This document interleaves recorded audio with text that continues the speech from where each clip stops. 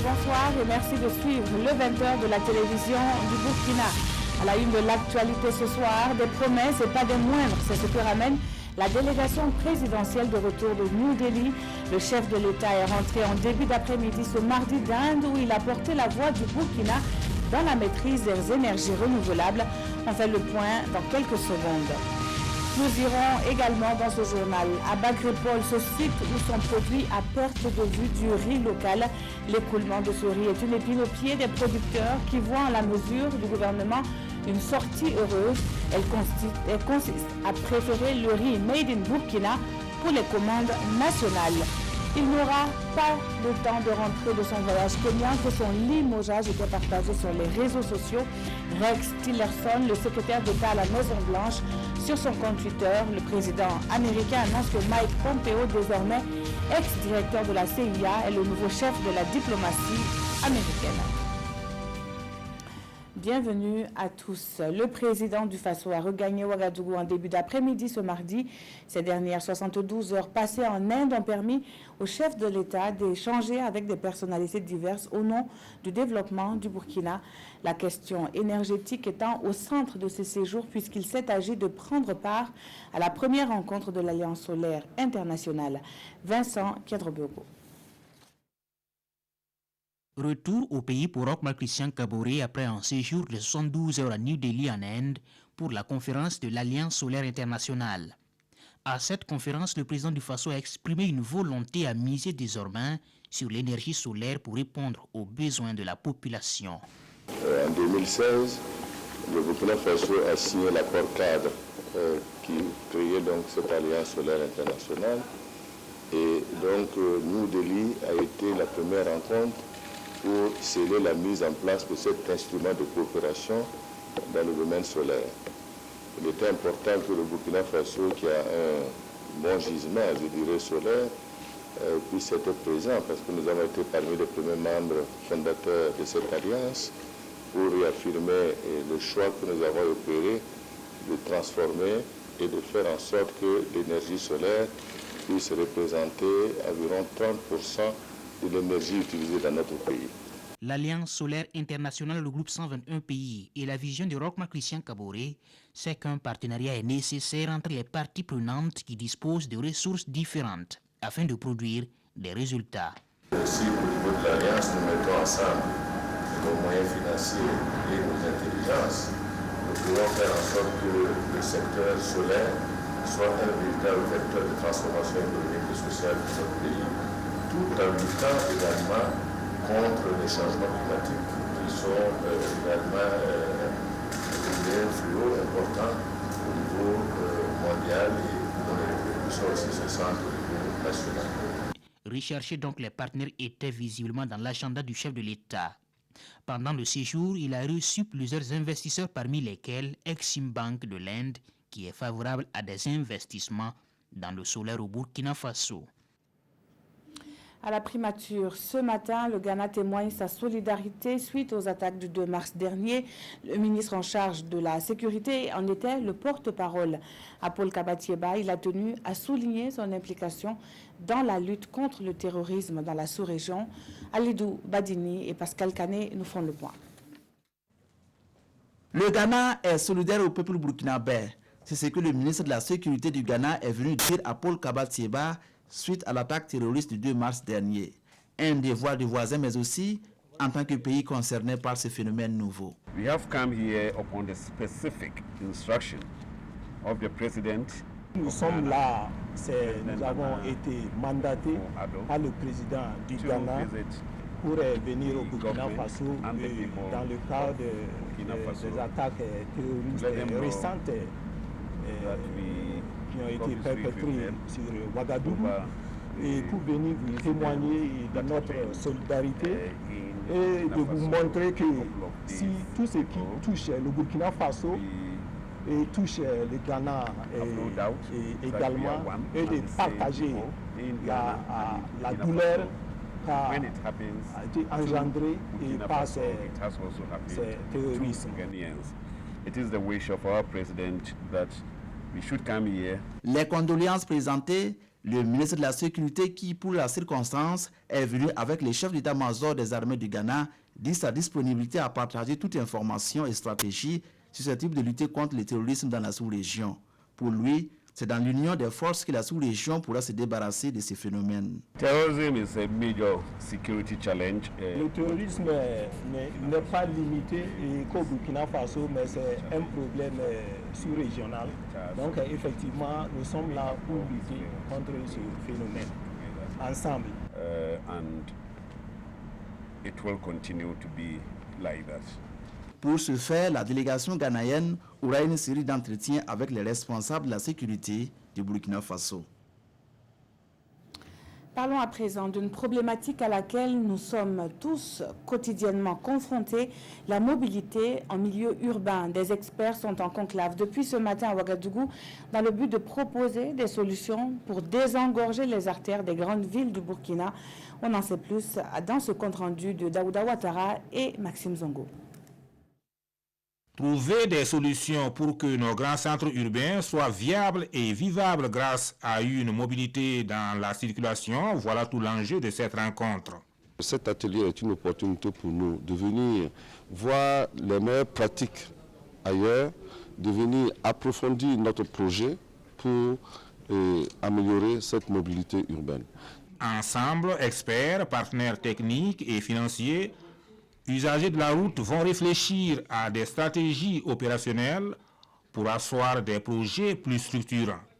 Objectif, rendre plus fluide la circulation dans tous ses compartiments. Et la ville africaine doit se réinventer pour se retourner vers elle-même, pour pouvoir être aménagée en fonction de ce que nous sommes. Et à Ouagadougou, vous comprenez que la question de la mobilité est une question essentielle.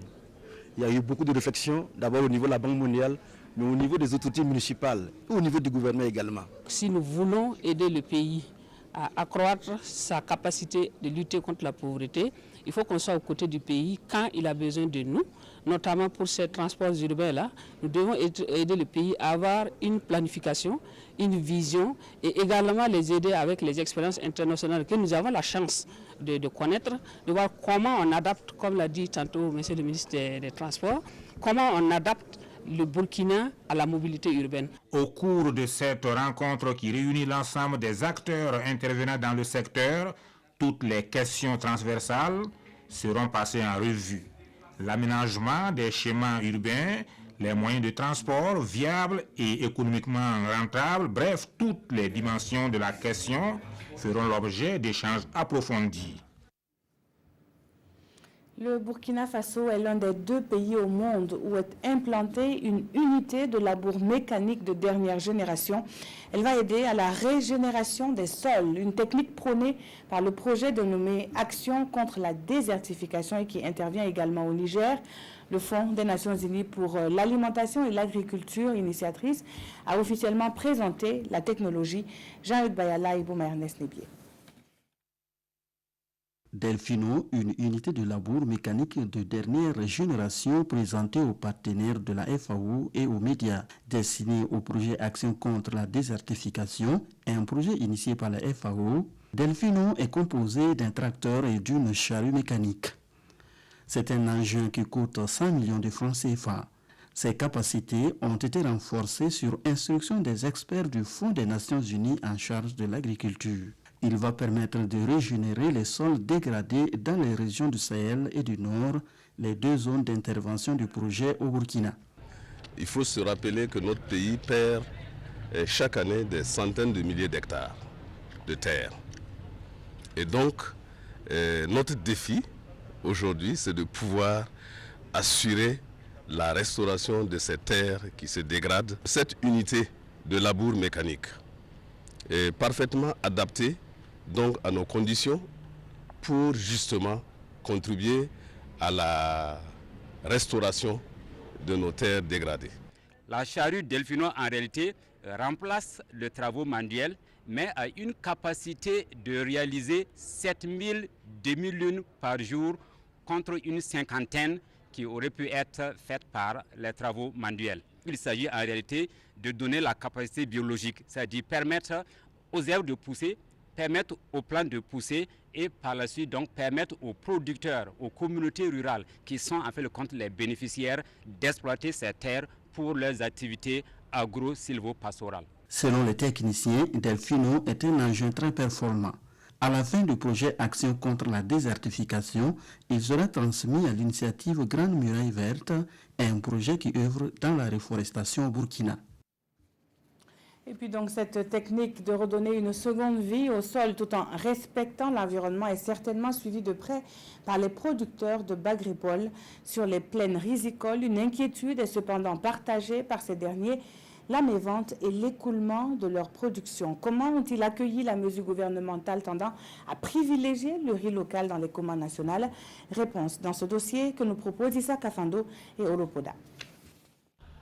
Le pôle de croissance de Bagré, c'est 3100 hectares exploités actuellement par des producteurs de riz, des exploitants agricoles qui se sont appliqués à la production au rythme des facilités nées de Bagré Pôle. Cette année, je vous ai dit que nous, on va envisager 5 à 6 tonnes.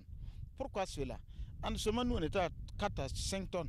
Et cette année, l'État a pensé aux producteurs de riz de Bagré qu'on a eu l'engrais subventionné arrivé à Bagré grâce à l'appui de Bagré Pôle, arrivé à Bagré jusqu'à 12 000 francs le sec, MPK comme IRE. On a eu jusqu'à 800 tonnes. Après la production, se pose le problème de l'écoulement. Pour pallier cette difficulté qui porte un coup à la filière, les actions de plaidoyer auprès de l'État pour la prise en compte du riz de Bagré dans la commande nationale commencent à porter leurs fruits. Je prends l'exemple de 2017 où nous avons eu vraiment un problème de mévente. Nous avons dû intervenir auprès des autorités, des plus hautes autorités. Et son Excellence, Monsieur le Premier ministre en personne, a donné quelques instructions au niveau donc, du MENA. Et Bagré Pôle a eu l'occasion de signer une convention avec la SONAGES pour enlever au moins 5000 tonnes de riz paddy au profit, n'est-ce pas, du MENA. Cette mesure gouvernementale suscite de l'espoir, aussi bien pour les producteurs que les investisseurs privés qui se sont lancés dans la commercialisation du riz de Bagré à travers l'implantation d'unités industrielles à l'image de cette décortiqueuse d'une capacité de production de 6 tonnes à l'heure. Contrairement aux années passées, aux 3-4 années en arrière, actuellement, la difficulté ne se situe pas au niveau de l'écoulement. À l'heure qu'il fait, nous avons beaucoup de demandes et nous ne sommes pas toujours d'ailleurs en mesure d'honorer toutes les demandes qui nous arrivent pratiquement du coup au même moment. Et comme nous on a eu la chance aussi, on a les gros usines là. Je profite de ce micro pour conseiller les populations burkinabées n'ont qu'à goûter le riz Bagré pour voir. Notre riz est redécortiqué dans décembre, transformé dans janvier et ça y est dans les sacs dans février. Donc ça veut dire qu'il y a la santé dedans. En plus de l'initiative gouvernementale, les quelques 3000 producteurs de Bagré espèrent également un sursaut patriotique afin que le riz local se retrouve dans les assiettes de tous les consommateurs burkinabés. Et ce riz fait certainement partie des 3000 tonnes de vivres qui seront distribuées dans les cantines scolaires du Burkina Faso. C'est en tout cas la matérialisation d'un partenariat entre, d'une part, l'aide américaine pour le développement et le Catholic Relief Service, et d'autre part, le ministère de l'Éducation nationale et de l'alphabétisation. La remise officielle de ce don avec Issa Kafando et Draman Guéné. Ce sont plus de 200 000 élèves qui bénéficieront de ces vivres dans le BAM et le Salmatenga. Ces 3 000 tonnes de lentilles, de farine, de boulgour et d'huile seront distribuées dans les cantines scolaires dans ces deux provinces. Ces vivres vont permettre aux élèves de pouvoir être présents à l'école, de pouvoir mieux étudier et d'améliorer les rendements scolaires. C'est un don de 1,6 milliard de francs CFA. Il entre dans le cadre du programme BOBIGA Phase 2, financé par le ministère américain de l'Agriculture. Ce matin, nous sommes ici pour ce don. Ça représente le symbole d'amitié et de solidarité entre le peuple américain et burkinabé. Partenaire du gouvernement américain, le Catholic Relief Service œuvre au Burkina depuis 1962 dans le domaine des cantines scolaires. Et c'est ce même département de l'éducation nationale qui est ciblé par le programme de modernisation de l'administration publique. Il offre plus de 80 circonscriptions d'éducation de base du matériel roulant. Le programme porté par le ministère de la fonction publique a dû débourser près de 90 millions de francs CFA pour cette dotation. Précision avec Gilles Dasda et Bouma Ernest Nebier. 89 motos remises au SEB, circonscription de l'enseignement de base de l'Est, des Hauts-Bassins et du Sahel. Fruit d'une collaboration entre la Banque mondiale et le programme de modernisation de l'administration publique PEMAP, cette dotation est un début de solution à l'insuffisance de moyens de locomotion qui connaissent ces SEB. Pas plus tard que la semaine dernière, lorsque nous étions en tournée dans la région du Sahel pour encourager nos anciens et les féliciter pour le travail qu'ils font, malgré donc la menace sécuritaire. Donc une des doléances était de doter les SEB là d'engins à 2 roues pour leur permettre de se déplacer. Ces motos viennent vraiment aider ces circonscriptions d'éducation de base là pour donc leur fonctionnement. Pour la représentante des bénéficiaires, cette action de PEMAP va permettre aux responsables des SEB de veiller au bon fonctionnement des différentes écoles. Ce geste qui coûte plus de 90 millions de francs CFA a permis de doter chaque SEB des 3 régions d'une moto. Restons encore dans le domaine éducatif, mais nous nous rendons cette fois dans le Sahel, à Dori, où les acteurs du projet WASH École jaugent les résultats engrangés en une année d'activité. Ce projet initié par les Croix-Rouges espagnols et burkinabais vise l'amélioration de l'accès à l'eau potable et à l'assainissement dans les écoles de la région. Ama Faisal Sissé et Seydou ans pour le reportage. Après une année de mise en œuvre pour améliorer l'accès à l'eau potable et l'assainissement dans des écoles des provinces du Sénou et du Yaga, les acteurs du projet WASH École marquent une halte pour évaluer les résultats engrangés. Et le bilan en termes de réalisation est satisfaisant selon les responsables du projet. Il y a les écoles qui sont couvertes par le projet. Il y a déjà l'assainissement qui a pris corps. Il y a déjà l'hygiène qui a pris corps.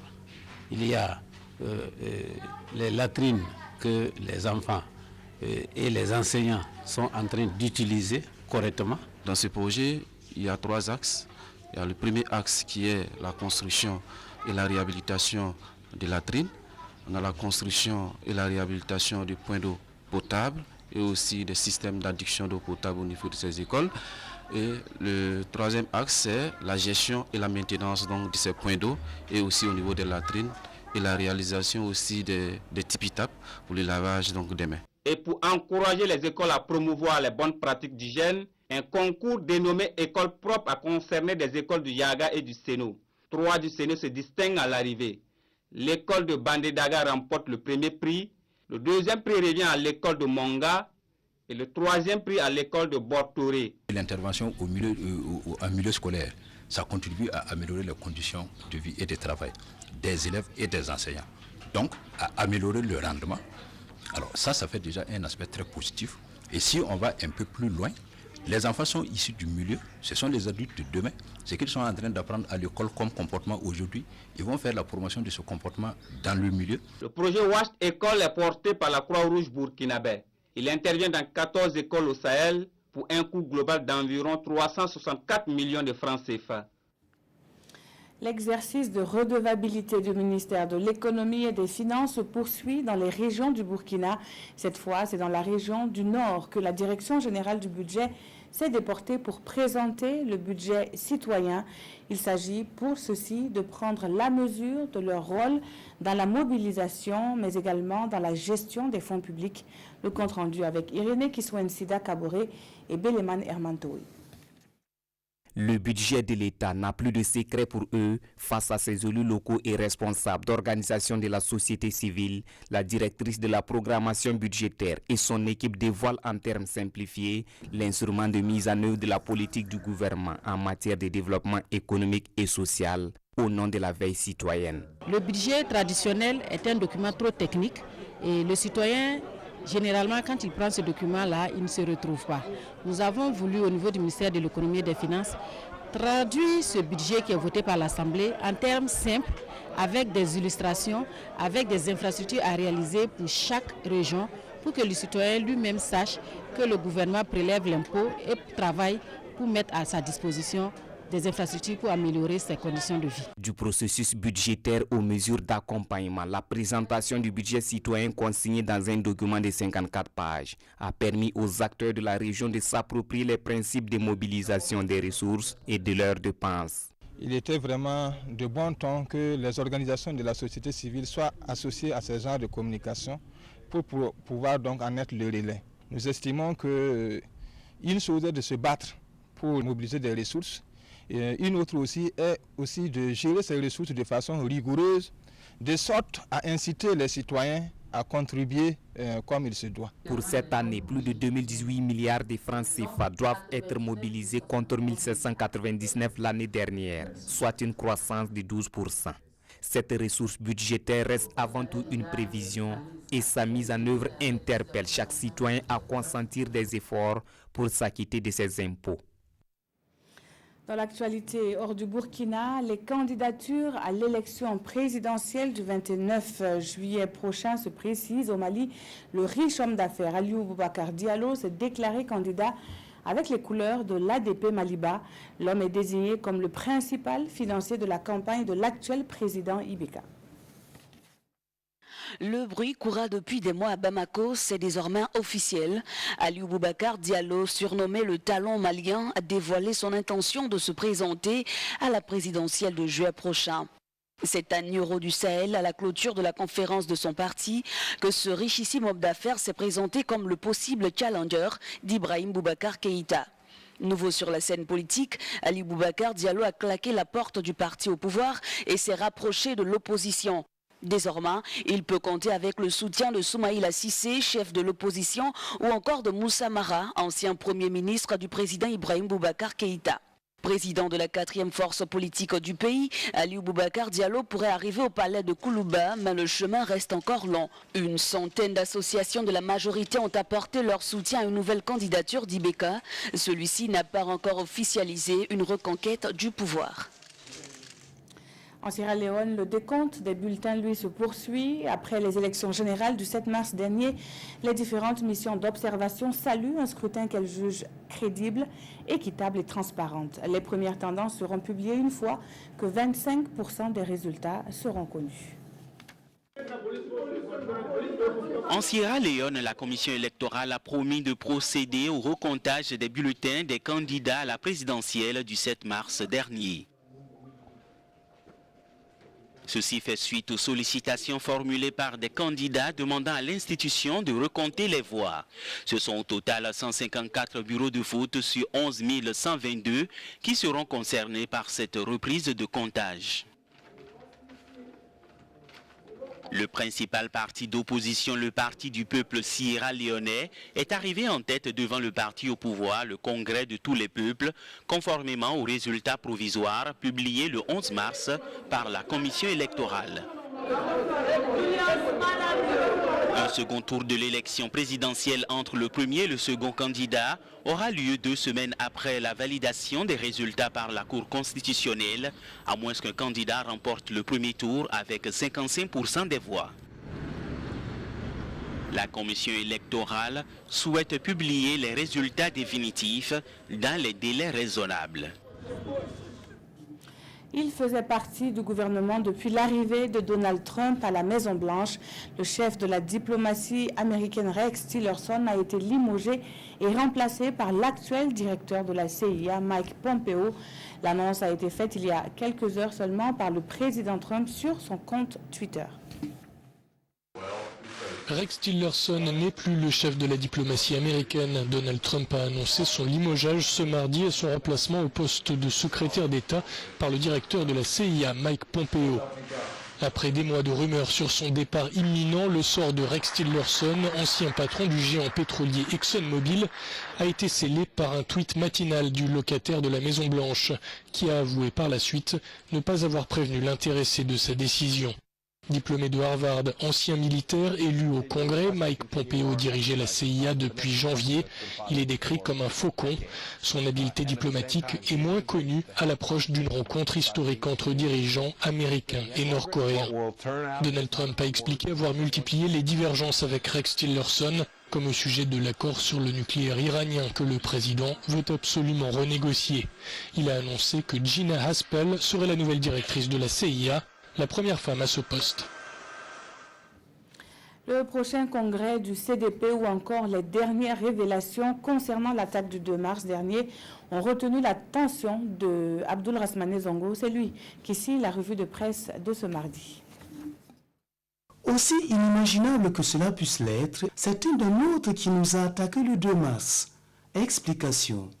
La taupe, l'apatride, peu importe les qualificatifs, l'homme qui a vendu la mèche, oui, celui-là qui a fourni les informations et facilité l'attaque de l'état-major, certes, se réjouit le journal, a été démasqué et arrêté hier 12 mars, mais aussitôt sa triste note confrère, serait un militaire burkinabé en fonction, et puis aurait même eu l'outrecuidance, comme pour brouiller les pistes, de se présenter au cimetière lors de l'inhumation des soldats tués. Toujours dans la même veine, rapportent les éditions Le Pays, selon des informations du confrère Jeune Afrique, Ayouri Al-Bata est identifié par le renseignement burkinabé comme le coordonnateur de la double opération. C'est un combattant arabe d'Al-Mourabitoun, selon le journal, et qui aurait franchi la frontière burkinabé depuis le Mali le 9 février dernier et aurait ensuite été rejoint par ses lieutenants suicidaires, les 8 membres du commando terroriste. Informé poursuit le journal Le Pays, le renseignement burkinabé diffuse une note d'alerte le 22 février, mais hélas, ajoute aujourd'hui au Faso, les fantômes assaillants ou les assaillants fantômes, c'est selon, étaient déjà dans la maison et ont frappé fort. Autre sujet, le CDP est imminemment face aux équations présidentielles, législatives et municipales à venir. Et la résolution de ce triptyque électoral passe d'abord, souligne l'observateur, par l'organisation réussie du 7e congrès ordinaire prévu les 5 et 6 mai prochains. Un congrès duquel, selon notre confrère, sortira une direction consensuelle pour l'échéance de 2020. En attendant, un comité d'organisation du dit congrès, fort de 60 membres, a été installé pour y réfléchir. Et puis ce soir, vous avez rendez-vous avec Dialogue Citoyen, votre émission de redevabilité. Et c'est le ministre de l'Agriculture et des Aménagements hydrauliques qui répondra aux questions des téléspectateurs. Simon Gongo, bonsoir. Bonsoir Peggy Ouedraogo, bonsoir à tous. Alors, ce soir donc, vous l'avez dit, Dialogue Citoyen va aborder les politiques agricoles du président Roch-Marc Christian Kaboré depuis son accession au pouvoir. Souvenez-vous, il y a un peu plus de 2 ans, à la présidentielle de 2015, le candidat Kaboré promettait monts et merveilles au monde agricole allant de la mécanisation à l'amélioration des revenus des producteurs. Cela lui a valu la confiance des Burkinabés composés à 80% des producteurs agricoles. Que sont devenues ces promesses? Dialogue Citoyen crée donc un espace de dialogue, mais de redevabilité entre citoyens et le ministre de l'Agriculture. Avec Jacob Ouedraogo, il sera question de la sécurité alimentaire, des aménagements agricoles, du défi de la mécanisation. Dialogue Citoyen, c'est tout à l'heure, à partir de 21h, Peggy Ouedraogo. Merci à vous, Simon Gongo, et merci également à vous qui avez suivi ce journal qui s'achève. Le rendez-vous, donc, c'est tout à l'heure à partir de 21h en direct sur la télévision du Burkina. Très bonne suite de programme.